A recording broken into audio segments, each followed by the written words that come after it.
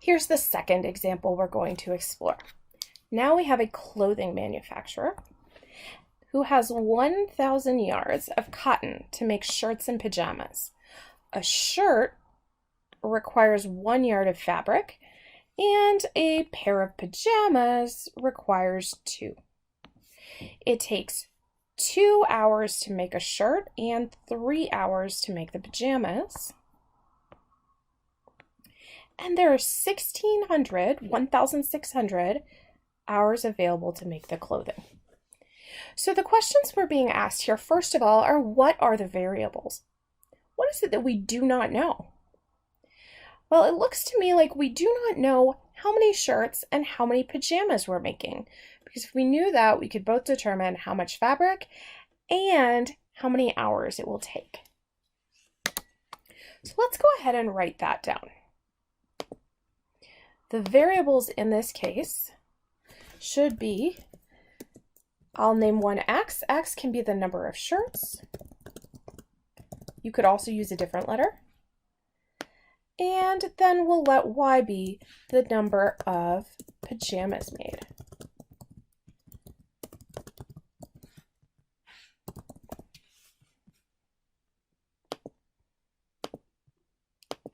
What are the constraints? Well, we know that there's only so many hours available to make the clothing and only so much fabric.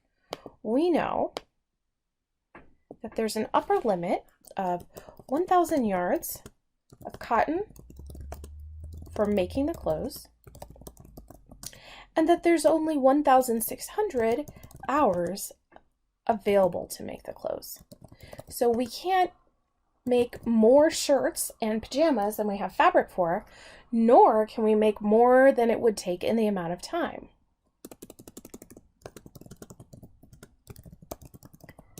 Let's try to write these as inequalities.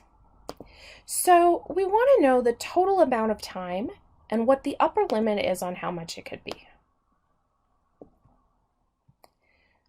So we're going to start off with the time for the shirt. So the time to make the shirts, we'll do fabric first.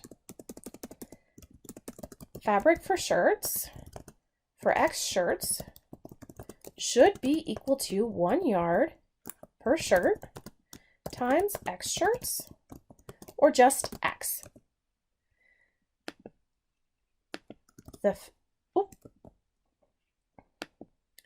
Then the fabric for pajamas,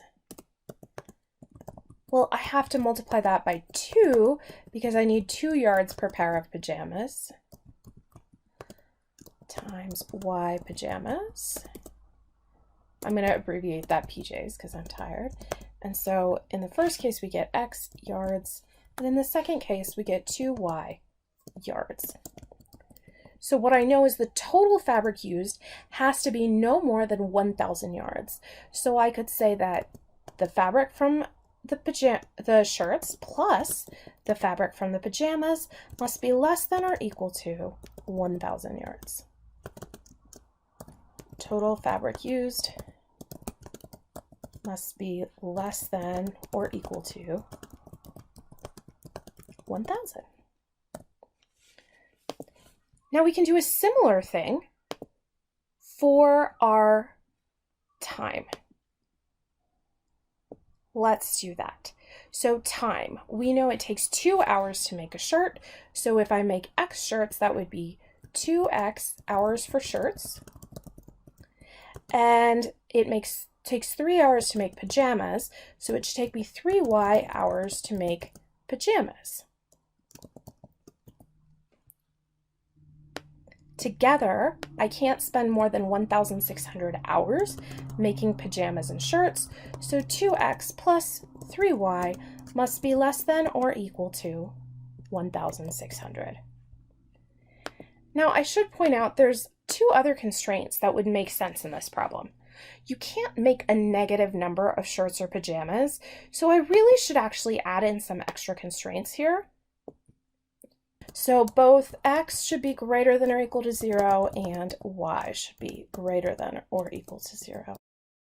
Let's scroll up and try to graph this. So I'm going to label my axes, X and Y. And what I know is that I have these two inequalities. Remember, when I graph inequalities, the way I'm going to do that is first by graphing the lines. So I'm going to graph, we'll graph the line for the amount of fabric in pink. X plus 2y is less than or equal to 1,000. I need a way to graph this on my axes, and so I'm going to choose 2 points that make this fairly simple. So I'm going to have X and Y. If X were 0, so if X is 0, I get 0 plus 2Y equals 1,000 if I want that intercept. And so I'm finding that Y is 500.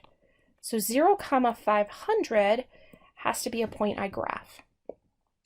Additionally, I could say, well, what about when Y is 0? If Y were 0, then X plus 2 times 0 has to equal 1,000. And so I get X is 1,000. So the upper limit on X would be 1,000. So I already know when I build my scale here that I'm going to need to have those points on there. Before I graph, I need to figure out the information about how much time it takes to make them. So I'm going to go ahead and use this blue-green color for the time, and we're going to build the same kind of table. X and Y. And again, it's always easiest to find those intercepts. So if I put in 0 for X, I'm saying 2 times 0 plus 3Y equals 1,600. So I need to do Y equals 1,600 divided by 3. That's going to be 533.33, I do believe. So we'll look at a point around 533. So we already see that our upper axis is going to be somewhere we need to stay less than 600. And then if Y were 0, I have 2X plus 0 equals 1,600, and I'm getting an X of 800. So I need to mark those points. So based on that, if I want the same scale in the X and Y direction, let's count. We have 1, 2, 3, 4, 17, 18, 19. This would be 20. So if I make this 1,000 here in X, and then this would be 1,000 in Y, then I know halfway there, 1, 2, 3, 6, 7, 8, 9, 10. This is 500. We knew our pink line. Let's go make a pink line. Line should go from 500 in Y to 1,000 in X like that. And let's make that color pink to match the fact that was our pink line for our fabric. And then we wanted the second one where our points were 0, 533.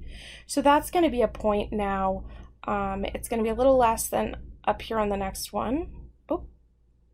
And then its intersection is at 800 there. And that line, I'm going to make that green color so we know it goes with that piece of information. Now let's go ahead and put our shading in. And I'm going to use the highlight tool for this. So we want to be less than or equal to 1,000. So I'm shading below the pink line with this pink shading because we want less than or equal to. We know that means we should be below. You can also check that these points would be the ones that make that happen. Just test a point above. And then similarly, I'm going to shade below the green line because I want that sum to be smaller than or equal to 1,600. That overlap region, which I'm going to circle here with my pen, this yellow region here, you have the point of intersection. This region represents all the possible cases. It's the places where both inequalities are satisfied. So I could write that as my answer to that part. Whee! Suppose the manufacturer makes a profit of $10 on shirts and $18 on pajamas. So now we're including information about profit. So how would it decide how many of each to make?